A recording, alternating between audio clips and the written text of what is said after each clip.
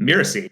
Hi, it's Cynthia Lamb, producer of the show, and today we're sharing a special episode. As you know, we love to dive into the structure of successful courses to figure out what makes them tick. That's why I thought you would enjoy a new show that just launched on the Mirasee FM podcast network. It's called Neuroscience of Coaching, and it's hosted by Dr. Irena O'Brien. In the podcast, Irena explores what makes us tick. She uncomplicates neuroscience, teaching practical, evidence-based tools and strategies that listeners can use whether they're coaches or not. To give you a taste of the show, I'm sharing an episode right here in your feed. I chose this particular episode for two reasons. One, the guest is Ari Iny, co-host of Course Lab. I thought you'd enjoy the opportunity to learn more about him and how he thinks. Plus, he and Irena explore the attention network, which governs our ability to focus. As you know, without focus, there are no online courses. If you like what you hear, make sure to find Neuroscience of Coaching in your favorite podcast player and subscribe to it.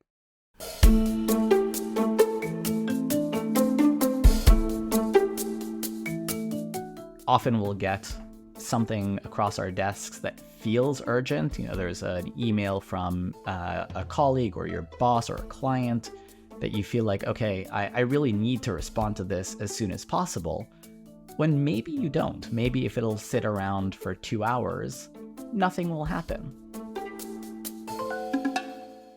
Hi, I'm Dr. Irena O'Brien, and you're listening to Neuroscience of Coaching. I'm a cognitive neuroscientist with almost 30 years of study and practice in psychology and neuroscience. As the founder of the Neuroscience School, I teach coaches and other wellness professionals practical, evidence-based strategies to use in their own practices. So in each episode, I introduce a topic or concept that coaching clients struggle with, bringing you the latest scientific research in psychology and neuroscience. I invite a seasoned coach to discuss the topic with me, and together we provide you with useful, science-based tools to help your clients reach their goals by working with their brains rather than against their brains. In today's episode, we'll be discussing attention. We will talk about why focusing our attention can be so difficult and how to use science-based strategies to achieve more sustained focus. Our brains are very busy, always attending to something. The problem is that we're not always in charge of what that something is. The human brain is hyper-aware of novelty. Sometimes we call this shiny object syndrome. And sometimes this is not a bad thing. Let's say you're walking in the park. It's a quiet, sunny day, and you're looking at the trees and flowers and birds, lost in your thoughts. You would want your brain to quickly switch focus and alert you if an unfriendly dog is running towards you. However, if you're working on a project with a tight deadline, you don't want your brain to alert you every time your phone beeps or the screen lights up. So how does our brain choose what to pay attention to? Through something called salience. Simply put, salience is the quality of standing out or being particularly noticeable. And it doesn't have to be something external. Our own irrelevant thoughts can be enough to grab our attention. The salience network in our brain is responsible for switching between the default mode network and the attention network, which we talked about in episode 1. You may remember that the default mode network is the network in the brain that is active when we're at rest or in our own internal thoughts. The attention network is active during problem solving and sustained attention. The salience network can be reactive, as when something grabs our attention, or it can be deliberate, as when we decide to look both ways before crossing a street. Either way, it directs our attention through one of the other two networks, because our brains cannot operate in more than one network at the same time. So when we want to stay focused on a task, we need to deliberately get into the attention network. I just want to mention that if you lack the motivation to focus on a task, check out the episode we did on motivation. Although the end result is a bit different, the strategies we use for directing attention are very similar to the ones we use for increasing motivation. Because in both instances, the goal is to get out of the default mode network and into a more productive brain network. With practice, Your intention to deliberately pay attention to a task, coupled with actively employing strategies, will direct your brain to prioritize the intended focus. Probably the quickest and easiest way to take your mind out of the default mode network is to simply take a deep breath and, without judgment, put your attention on items in the room around you or outside a window. Go ahead and try it now. And notice how your attention shifts. You may have to do this several times in a relatively short span of time, as it does take continued practice to train your brain to focus. Another strategy that works well, but can take a bit more effort, is to complete a quick and easy task before jumping into something that is going to take more sustained attention.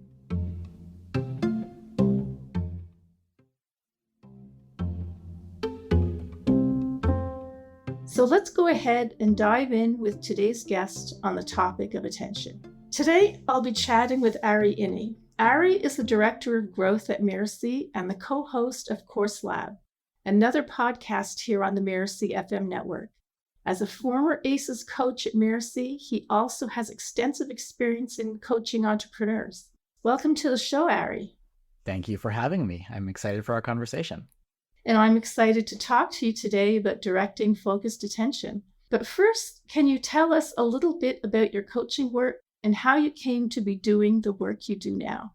Absolutely. So I started coaching in our ACES program 6 years ago, working with entrepreneurs to help them grow their businesses and looking at the entirety of their business and entirety of themselves as we're working on it. Because if we are to focus only on the business growth, we found that it just isn't as effective. We need to work with the person that we are coaching to really understand what works for them and to support them in putting in the strategies that will actually help them grow and be able to implement what we're working on together so that they can do what they need to do. And over the past couple of years, I've been the head of strategy in that program, working with people on the kind of larger strategic vision. And over the past few months, I've stepped into the director of growth role here at Mirasee, as you mentioned.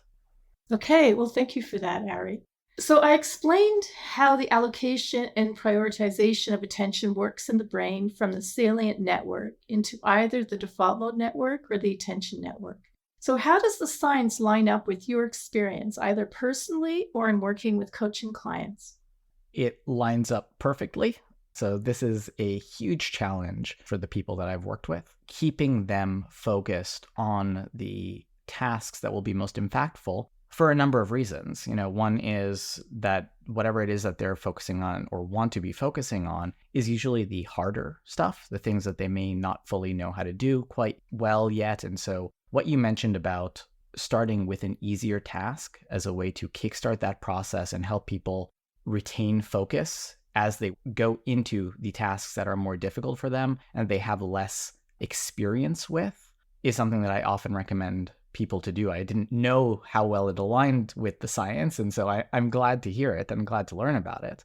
The idea of essentially shifting someone's focus away from all of the distractions that they might have in front of them is also something that I often try and work with people on, using techniques like time blocking and other methods to remove as many potential tasks that they have. Another that I use often is the do later list, so that they can put all of the tasks that they have in front of them that they think they should be focusing on aside, not away, not getting rid of them, but putting them off to the side in order to stay on just the one thing that they need to be looking at right now. Yeah, so exactly. Everything that I've been teaching, you do. And so now you know the science behind that. And this breaking things down into small tasks, doable tasks, is a really powerful strategy. We discussed that in episode 1, but it's a super strategy. And I teach it to my students, and it can set you up for really a productive day if you start your day with the small tasks that you can achieve. Yeah. So first of all, I'm very glad that you are doing this because it took me years to figure these things out. These are, after 6 years of doing this, here are the practices that I always work on with my clients because I know that these are the things that work through trial and error. And so I'm glad that you're shortcutting that for everyone who's listening right now. So something else that I think is really important is absolutely starting the day with a small task that people can accomplish quickly and feel that kind of success and that rush of, okay, I'm getting things done. I can move into larger and larger and larger tasks. And I think it's also very important for people to plan out their days in a way that supports that, because if they take themselves out of their rhythm of focus, it's very important, from what I've seen at least, and hopefully the science agrees with me, to restart that process. So it's not just about the one short task, the one thing to start off your day successfully. It's what are the blocks of time that you're going to be doing focus work, and how do you kick off each of those blocks of time with those quick wins to get you into the rhythm, into the flow of the work that you're trying to do. In your experience, Ari, what do you think most often gets in the way of sustaining attention? And where do you find that clients get off track? Oh boy. I think the biggest thing, well, there are a number of different things. So one is kind of the shiny object syndrome that you mentioned earlier. That happens a lot, especially with business owners, but I would guess with anyone. Whenever there's a task that you're working on that you don't know how to accomplish, and I think this is the key thing, often we don't find it difficult to focus on the things that we know how to do and that are easy for us. I mean, that's why the whole piece around starting with quick wins makes so much sense, because okay, these are the things we know how to do. It's the moment we get into places of overwhelm, of this is a big task, I don't know how to accomplish it, I don't feel successful right now, and I want to feel successful. And so people will often go off and try something else and do something else. And, something that I know I can definitely do is go look up some random thing online. I'm going to be successful in finding a recipe or finding, an article about this thing that I'm trying to work on, this tactic that I'm trying to work on, that won't actually help me. And so that shiny object syndrome is one big thing that what you mentioned earlier that you spoke about apparently in the last episode, breaking things down. That's why it's so important to do, so that there isn't that feeling of overwhelm. Because in my experience, that's the thing that eliminates focus the most. It's that wall that people hit. Yeah, and I absolutely do identify with that, because when I hit that wall, I find that I personally do, go after the shiny objects, and I just bring myself back. And I think, no, just break it down, right? Just break down that wall. But, sometimes also we just need to take a break, right? Because it might be because we've hit that wall, because it is difficult, but also because we've been working for a while and our brain is tired and we just need that break. And then when you come back to it, right, you might have more focus. Yeah, that makes total sense. And then the other thing that I've found that tends to cause that lack of focus is people looking at what they see as urgent versus the important. And so this is where people will often say, it's okay, it's something I need to be doing. It's not that I'm just going off and doing some random other thing. It's something that I do need to do. And it feels more urgent when it may or may not actually be. But the important tasks that really will make a difference for them keep getting pushed off. And so that's the value of planning your day, because you can plan it based on how important the task is, or important and urgent. Exactly. Yeah. Well, and it also gives you the space to think about, how urgent is this thing really? Often we'll get something across our desks that feels urgent. There's an email from a colleague or your boss or a client that you feel like, okay, I really need to respond to this as soon as possible, when maybe you don't. Maybe if it'll sit around for 2 hours, nothing will happen. And so even putting into place the tools so that those distractions don't even come in, like using a tool that'll allow you to pause your inbox, turning off the ringer on your phone, closing your email entirely while you're trying to do focused work. All of those things can really help in not allowing those distractions to come in. And I'm sure that if you're to do that, you'll see that 3 hours later, you open your email, there is the urgent, in air quotes, email in there, and nothing happened by answering it 3 hours later versus 10 minutes later. There's a statement in coaching that the environment always wins.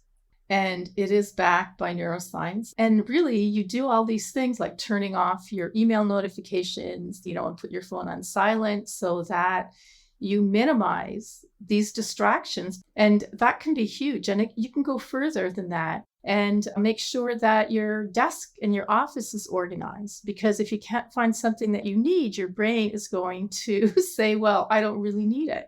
Yep. I actually go a step further for myself, and whenever I want to do focus work, I mean, I have a baby at home, I have a dog, I put on headphones and I put on music somewhat loudly in my ears in order to shut out as much as possible, especially when it's whatever we're trying to focus on is hard. Anything can take us out of it. Anything can take us out of that kind of deliberate work that we're trying to do. And so do what you can to minimize that and think about everything that might grab your attention and see what you can do to solve that.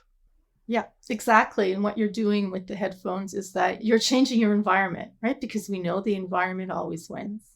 Yep. So, Ari, do you think it's helpful to understand what's going on in the brain in order to make positive changes in our behavior where attention is concerned? Absolutely. So I absolutely do think it's important to understand what's going on in our brain, if for no other reason than to know that what you are attempting to do is likely to work. So I mentioned earlier that everything that you said at the top of the episode resonated with me and, is completely in line with the things that I'm already doing in the ways I'm supporting people, but it took me time to get there. And so I don't see a reason why any coach should need to try and figure this out from scratch when the data is out there. The information, the studies have been done. And so understanding how the brain works so that I can teach the people that I work with what they could be doing to retain their focus and accomplish more. Because at the end of the day, that's what they care about. That's what I care about for them, is helping them accomplish what they actually care about doing in the world. Yeah, and I find that my students say the same thing, that when they're able to explain to their clients how the brain works, then the clients tend to adopt these strategies more easily, right, and faster. That makes total sense to me, just in that, again, it's proven. It's not a, hey, try this random thing I came up with. It's based on research. This is how the brain works. And so this is why it will work for you. It's like, okay, well, my brain is a human brain, so it will probably work for me as well. I should try it. Yeah, exactly. And I would take that just a bit further too, because I think knowing the science and understanding what's going on in your brain kind of gives you the permission to move forward, permission you might not give yourself if you don't know what's happening. So often when we lose focus or find ourselves unable to focus, we immediately begin the negative self-talk, right? We beat ourselves up and say things like, "What's wrong with me? I can't focus. I'll never get this done." And we can feel like there's something wrong with us or that we are the only ones going through that, when the reality is that there's a simple and normal explanation and everyone else experiences the same thing at some point. And research also shows that having self-compassion allows us to get back on that horse faster, So it's not that you're defective or flawed, you're just human. You have a brain and that's how it works. Yeah, absolutely. It's something I see a lot with the entrepreneurs that I work with, that coming back with that saying of, I know I was supposed to do X and I tried to, but I couldn't figure it out. I couldn't focus on it. Other things happened and I feel really bad about it. They feel like they let themselves down, and it doesn't matter why it happened. It doesn't matter whether it's justified or not. They still feel terrible about it and they feel dejected. And in my context as a business coach, it just causes so much stalling in growth and stalling in what they're trying to develop, which is a shame. And so equipping people with the tools to break things down, to help them retain a bit more focus, can essentially break that cycle. Because the moment any progress is being made, there's a sense of accomplishment. Exactly. It also requires awareness, right? So I think that's something that you help your clients with too, is self-awareness. And it needs to be constant, right? So when you're having difficulty, you have to really drill down and say, okay, what is it? Like you said, right? Is it because I don't know how to do it? Or is it just because I could be tired, right? And I can't do it now. So when I'm writing is a difficult task. And if I find that I am so stuck, especially late in the afternoon, and late in the afternoon for me is 2:00, right? Is 2:00. And if I just can't seem to, if I'm just going around in circles and I can't seem to get past that block, if I can, I leave it overnight and then I get back to it first thing in the morning. So that's another thing, is about understanding our own circadian rhythms, right? When are we most productive? right? At what time of day? There are people who are most productive early in the morning and others really who are productive later in the day or in the night. I'm very much an early morning person. So I know if by 2:00, it's not going anywhere, it's not going to go anywhere for the rest of the day. Leave it alone, sleep on it, and then get it done in the morning. And it's amazing how fast I can get it done in the morning. And it's interesting how I feel like a lot of people don't know when they're actually most productive. And so something I often actually have people I work with do is do a bit of a time audit in order to understand when are they most productive during the day? What have their days actually looked like? Because unless you're tracking and paying attention, you probably have no idea when you were feeling good, when you weren't, how long things actually took you, or any of those details. And so that's something I would absolutely recommend. Yeah, exactly. And when you identify that, then that's when you do your most difficult work. Your most cognitively difficult work is during those times. And so, yes, I do that in the morning. And so when I tell you like at 2:00, when like I've hit a wall and I can't go any further. So it's not that I stop working at 2:00. I just change tasks and I do something easier. Yeah, I really like that. And I think that it's one of the ways that entrepreneurs, at least, really do get stuck, especially people who are coming out of corporate or a job of some sort where their hours were dictated to them. Yeah. Let me ask you a question, Ari. Do you ever recommend to your clients that they meditate? I don't, and that's mainly because I don't. What I do recommend to people is I usually ask people in the past what has helped them retain focus. What have they tried in the past? In their times where they have been able to be most productive, where they have felt most successful, what were the practices that they had in place in order to do that? The reason I asked about meditation, the purpose of meditation is to train the brain. And so you can use meditation to train focus. And there is something called focused attention meditation, where you focus on one thing for 15 minutes, like your breath or a candle. And you just keep bringing your mind back to that focus whenever it wanders. And so that trains the brain to focus. But for some people, just sitting down and focusing on the breath is difficult. And so there are other forms of meditation. Like I used to do walking meditation, right? I would walk my dog in the morning. And so in the walking meditation, I would just make sure that dogs are fun to watch. Right. So I watched the dog. It was springtime then. So I watched the trees coming to life. And every time my mind wandered, I would bring it back. And it was amazing. I'd come back and feel like I had been on a holiday, because my mind had been rested. And it did train my focus. And I was able to then control my thoughts more. So it's not that hard to train your focus. So these are strategies, the focused attention meditation. You can do that in a way that you're comfortable with or that you like, such as the walking meditation, or sit down and focus on a candle or on your breath. I'm actually going to try the focused meditation when I walk my dog later this afternoon. Okay, and then let me know how it goes. Absolutely. Okay, thank you so much, Ari. My pleasure. This has been a fascinating conversation, and it was really interesting and actually very helpful for me as well. So thank you. Thank you all for listening. And remember to practice awareness of where your attention is being directed. Be in charge of your brain and employ simple strategies to deliberately direct your attention where you want it to go. With practice, you'll begin to see big changes in your productivity and ability to focus.